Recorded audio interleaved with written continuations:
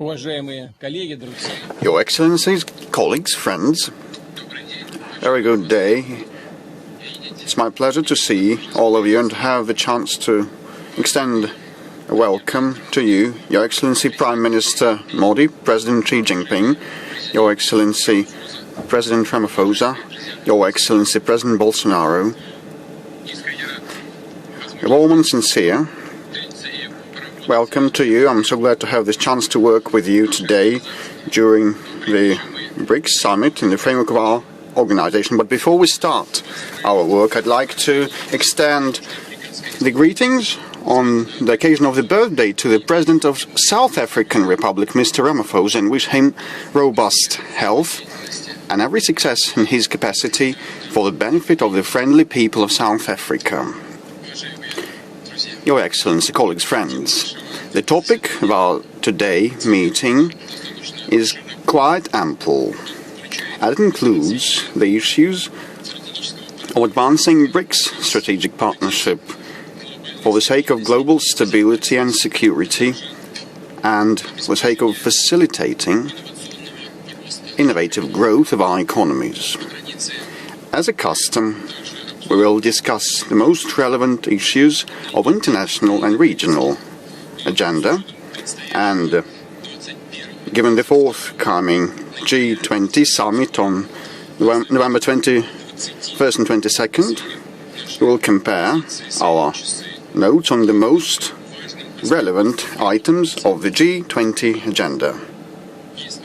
Unless there are any objections, Your Excellencies, let me declare the 12th BRICS Summit open.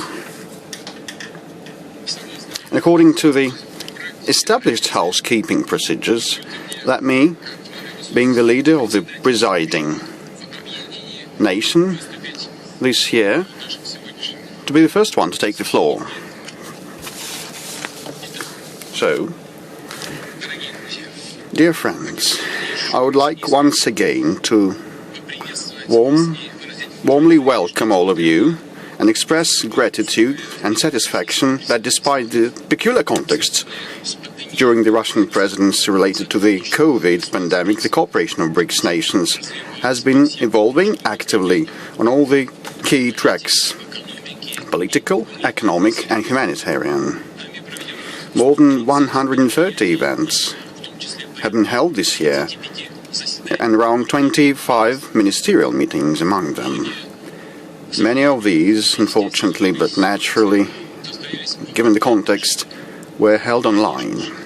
Definitely, the goal of collective work of BRICS to handle the pandemic of infection, stepping up interaction of BRICS epidemiological services to protect the life and health of our people came to the fore. By the healthcare interaction topic is not new for BRICS. In this sense, we are in a more favorable situation than other countries.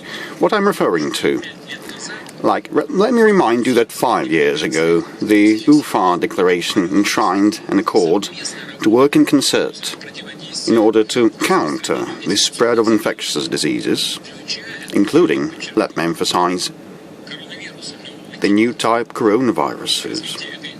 As a follow-up to that accord, the BRICS nations have established the early warning mechanism for epidemics. So, in the COVID-19 case, we have had some groundwork.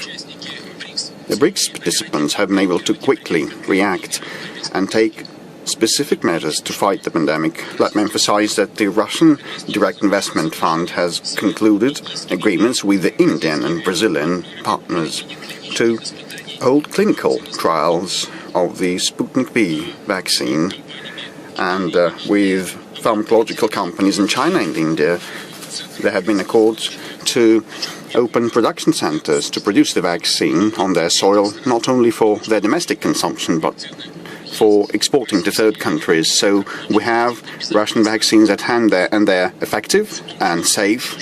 So the point is to start the mass production and scale that up.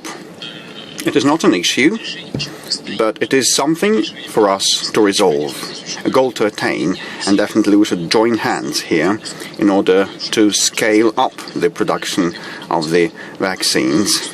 By the by, we have a second vaccine registered against the COVID-19, Epivac Corona, and a third one is in the pipeline. In their production and application, we're ready to interact with our BRICS partners, as I have said. It's also paramount to speed up the creation of the BRICS Vaccine R&D Center, which we agreed upon at the behest of the South African friends 2 years ago during the Johannesburg Summit. Given the pandemic, each of our countries this year has faced the need to take emergency steps in order to support the national industries, finances and welfare. We restored our economies, bringing them back on growth track, sustainable growth track. This is what the BRICS Strategy for Economic Partnership till 2025 prepared for the summit aims at. In this context, work of the new development bank is most relevant.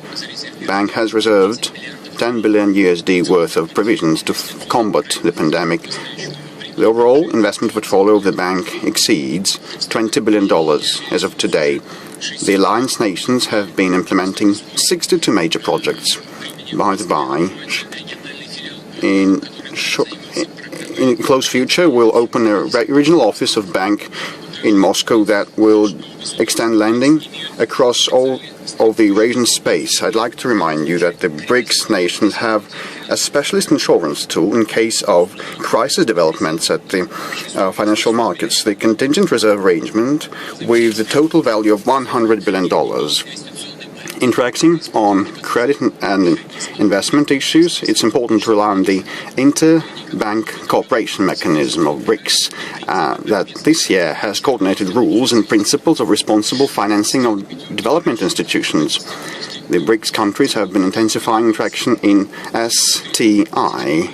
The network University of BRICS operates well this year. A mathematics contest was held among BRICS school children and competitions among young scientists and innovators on R&D projects were held. We have intensive contacts forged between our academia and research centers. The thematic scope is impressive, ranging from research in oceanic and polar zones to astronomy and AI. Joint research has been held by the BRICS experts in energy sphere. We have prepared reports on the fuel and energy sector development in BRICS countries till 2040. We continue interaction in culture and humanitarian areas. In the virtual format, an online cinema festival was held, and we had agreed upon that, dear colleagues. For the first time, a meeting of sports ministers was held. It coordinated a memorandum of understanding in fitness and sports, and the dialogue between tourism agencies of our countries is well established. Dear colleagues, the situation in global and regional security remains complicated. International terrorism and drug trafficking are still formidable challenges. The cyber crime has been scaled up considerably. Dangerous destabilization is observed in the Middle East and South and North Africa. Armed standoffs continue in Libya and Yemen. A lot is to be done for the political settlement in Syria. Risks of aggravation of situation in Iraq, Lebanon, Afghanistan and the Gulf area linger on. Besides, the September saw an aggravation of the conflict in the Nagorno-Karabakh. The Russian side undertook most strenuous efforts to help stem the hostilities between the two nations friendly to us and urge them to find a compromise solution. As a result of our mediation, accords were reached on the 9th of November on the full ceasefire and the deployment of Russian peacekeepers in Nagorno-Karabakh. All that was enshrined in a trilateral declaration and statement signed by the Presidents of Russia, Azerbaijan and Prime Minister of Armenia. It's important that the above accords are observed and the hostilities have been ceased altogether and the situation is stabilizing. Thus, we have created the conditions for the long-lasting and full settlement of the crisis on an equal footing in the interests of the Azerbaijan and Armenian peoples. It is satisfactory that the BRICS countries maintain close cooperation on regional, international issues. We have prepared a program document, which is the BRICS counterterrorism strategy prepared for the summit. Anti-narcotics and anti-corruption cooperation of BRICS countries has been expanded, as well as in the sphere of the international cyber securities. We have been holding contacts of BRICS High Representatives for security issues, as well as foreign ministers and our missions to the UN. In the year of the 75th anniversary, in the victory over Nazism in World War II, all the BRICS countries unanimously spoke in condemnation of the glorification of the Nazis and their disciples. Attempts to revisit the outcomes of the war and to revive the ideology of aggression and intolerance were condemned, and the participants of our alliance have been consistently speaking in favor of constructive relations with other nations, integration groups and international organizations, including in the BRICS Plus and BRICS outreach forums that proved their efficiency. To our common mind, such interaction should definitely be based on the principles for respecting of the UN Charter and basic rules of international law, as well as the sovereign equality of nations and non-interference in domestic affairs and peaceful dispute resolution. Dear colleagues, in the view of the forthcoming G20 Summit held by Saudi Arabia on the 21st and 22nd of November, let me note that the approaches of BRICS countries on most items of that entity's agenda are close or coincide.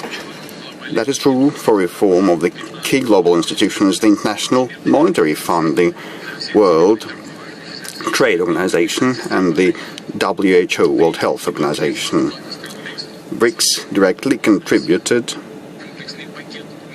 to shaping a G20 comprehensive package of measures to overcome the negative impacts of the pandemic, with the focus put on the recovery of the global value chains and the open nature of international trade.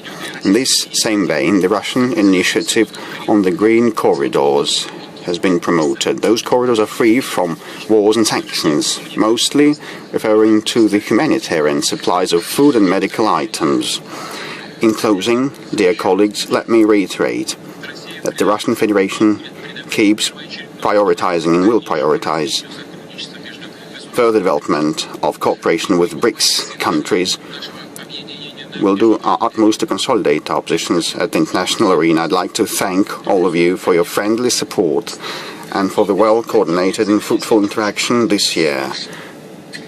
Thank you so much.